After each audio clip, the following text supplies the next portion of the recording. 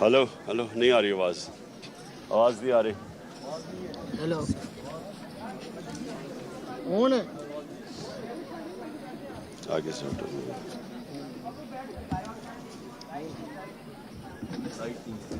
Hello चलो कोई नहीं, मेरी आवाज़ चली जाएगी। ठीक है हेलो ठीक है ठीक है। अच्छा जी, चेक करो जल्दी से।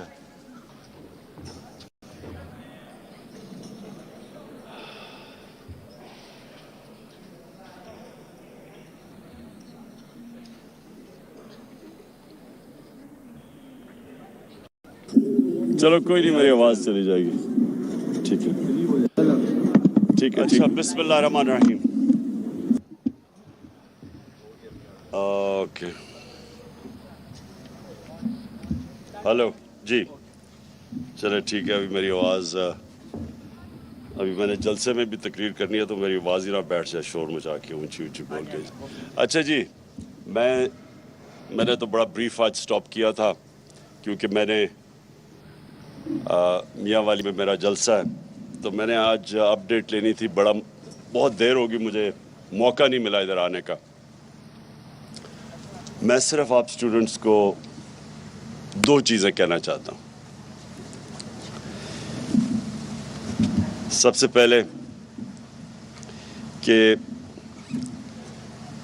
ये आपको एक ऐसा सुनहरी मौका मिला है कि क्वालिटी एजुकेशन लेने का, और आप जो यहाँ स्टूडेंट्स हैं सब मेरिट के ऊपर आए हुए हैं। मैंने अभी प्रेजेंटेशन अंदर ली कि सारों की क्या ग्रेड्स थी यहाँ आने के लिए, तो ये ज़्यादातर पाकिस्तान की यूनिवर्सिटीज़ से ज़्यादा आपकी ऊंची ग्रेड्स हैं। बस एक तो यहाँ मेरिट के ऊपर लोग हैं। दूसरी चीज़ कि आपको इंशाल्लाह वो एजुकेशन मिल रहा है जो मैंने अभी फिगर्स देखी हैं कि कंप्यूटर साइंसेस में 90% जैसी ग्रेजुएट करते हैं उनको नौकरियां मिल जाती हैं, 90%।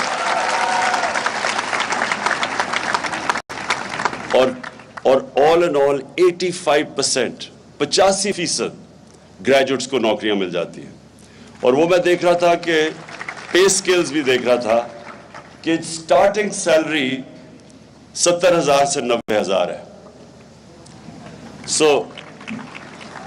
इसका मतलब मैं ये आपको इसलिए बता रहा हूं कि हमारी बदकिस्मती से बड़ी बड़ी पुरानी यूनिवर्सिटीज़ हैं पाकिस्तान में, वो ग्रेजुएट्स होते हैं, बेचारों को नौकरियां नहीं मिलती, पीएचडीज को नौकरियां नहीं मिलती।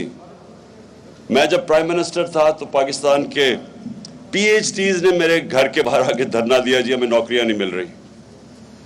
ये जो कनेक्शन है एजुकेशन का और एम्प्लॉयमेंट का, इसका मतलब कि जो आपको एजुकेशन मिल रही है उसकी माशरे के अंदर डिमांड है, तो वो रेलेवेंट एजुकेशन है। तो सबसे पहले तो मैं समझता हूं कि बहुत बड़ी एक इस नमल की कामयाबी है कि जो घरानों से बच्चे आ रहे हैं और ज़्यादातर 95% स्कॉलरशिप पे हैं, तो वो सबको इस इंस्टीट्यूशन के बाद एम्प्लॉयमेंट मिल जाती है, वो अपनी फैमिलीज़ को संभाल सकते हैं, अपॉर्चुनिटीज़ हैं उसके बाद। और वो भी मैं देख रहा था कि 70% जो एम्प्लॉयमेंट मिलती है वो प्राइवेट सेक्टर में है। 70% प्राइवेट सेक्टर में। प्राइवेट सेक्टर का मतलब ये है कि आप कंपीट कर रहे हैं बाकी लोगों से। गवर्नमेंट सेक्टर के अंदर कंपटीशन नहीं होती, प्राइवेट सेक्टर में आप कंपीट कर रहे हैं। तो एक तो ये मुझे बड़ी खुशी हुई।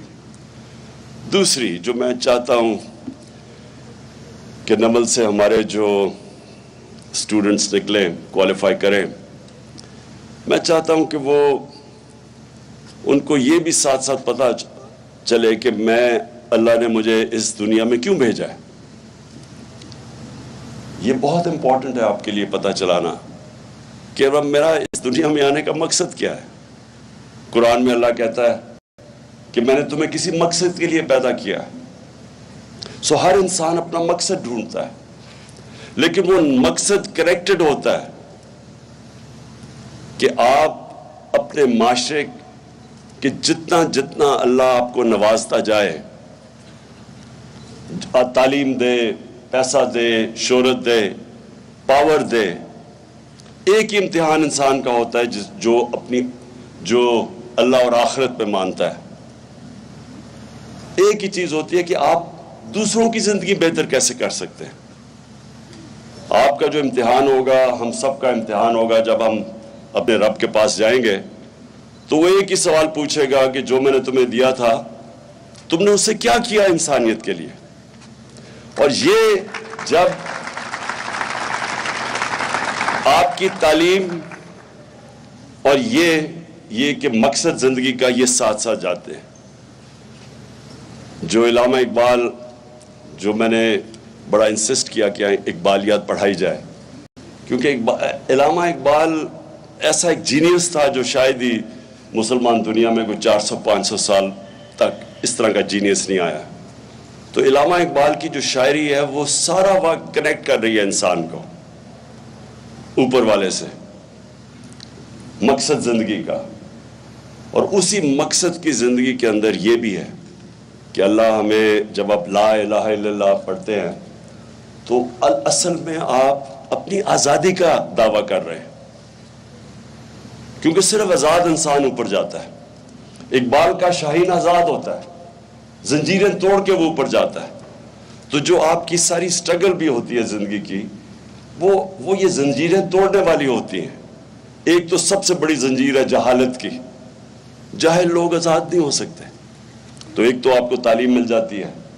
پھر جو دوسری زنجیر ہے وہ ہم بت بنا دیتے ہیں اپنے راستے میں، جن کی ہم پتہ سوچے سمجھے بغیر ان کی پوجا کرتے ہیں، جس میں خوف کا بت ہے جو کہ آپ کا دین توڑتا ہے۔ خوف کا بت کہ اللہ کہتا ہے کہ میری رزق میرے ہاتھ میں ہے، میں نے تم کرو گے فیصلہ، میں کروں گا تمہیں کتنی رزق ملے گی، ذلت عزت میرے ہاتھ میں ہے، کوئی تمہیں ذلیل نہیں کر سکتا، اور پھر زندگی موت اس کے ہاتھ میں ہے۔ یہ کیوں اللہ نے اپنے ہاتھ میں رکھا تھا؟ انسان کو آزاد کرنے کے لیے، یہ دن اس خوف سے آزاد کرنے کے لیے۔ اور پھر قرآن کی آیت ہے جو لوگ ایمان لے آئیں اللہ ان کے خوف دور کر دیتا ہے۔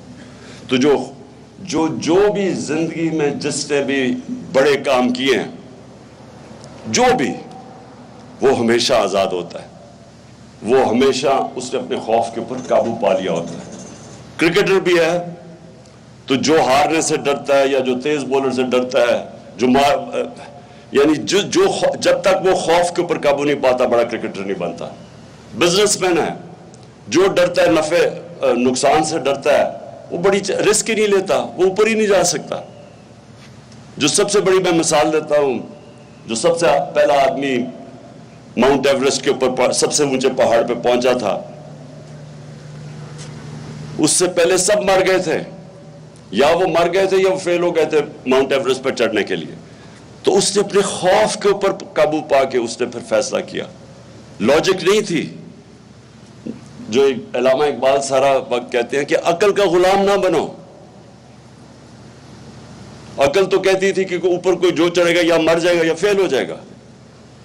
ایمان ہوتا ہے، فیتھ ہوتا ہے جو کہتا ہے میں ادھر جا سکتا ہوں جدھر باقی نہیں جا سکتے۔ یہ آئیڈیلزم ہوتی ہے، یہ ایمان سے آتی ہے، اور یہ اپنے خوف کے اوپر قابو پا کے آتی ہے۔ تو آپ کے پاس ایک بڑی گولڈن اپرچونٹی ہے۔ ملک میں اللہ نے سب کچھ دیا ہے، ہماری بدقسمتی ہے کہ ہم کبھی حقیقی طور پہ آزاد نہیں ہوئے، فیصلے کوئی اور کرتا ہے ہمارے، باہر سے ڈکٹیشن آتی ہے۔ انصاف دوسری چیز آزاد کرتا ہے۔ انصاف کیا ہوتا ہے؟ رائٹس دیتا ہے، آپ کو حقوق دیتا ہے۔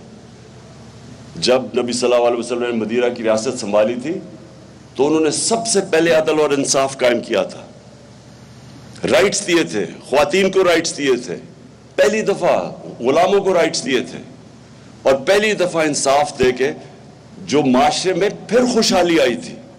پہلے انصاف آتا ہے پھر خوشحالی آتی ہے۔ کسی بھی معاشرے میں جدھر انصاف نہیں ہے وہاں خوشحال نہیں ہے۔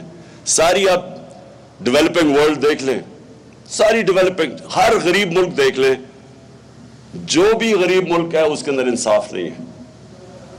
اور جو سب سے خوشحال ملک ہے، وسائل کے باوجود وہ خوشحال ہیں کیونکہ وہاں انصاف ہے. سوئٹزرلینڈ میں کچھ بھی نہیں ہے. 99.9% ہے ان کا رول آف لا انڈیکس کہ سب سے زیادہ انصاف ہے. ساری مسلمان دنیا میں 20% سے کم انصاف ہے. ہم رول آف انڈیکس میں 20% سے کم ہے. سو یہ جو ہے یہ انسان پھر اس کے لیے جد و جہد کرتا ہے. آزادی کوئی دیتا نہیں ہے پلیٹ پہ. زنجیریں گرتی نہیں ہیں, توڑنی پڑتی ہے. آزادی کوئی ملتی نہیں ہے, چھیننی پڑتی ہے. تو میں بڑا خوش ہوں اور اتنی دھوپ پہ آپ بیٹھے ہوئے اس لیے میں نے بڑی مختصر تقریر کیا ہے. مجھے خوشی یہ ہے کہ اتنی زیادہ ہماری اس علاقے میں ہماری فیمل ریپرزنٹیشن ہے. یہ بہت خوشحال چیز ہے ہمارے ملک کے لیے.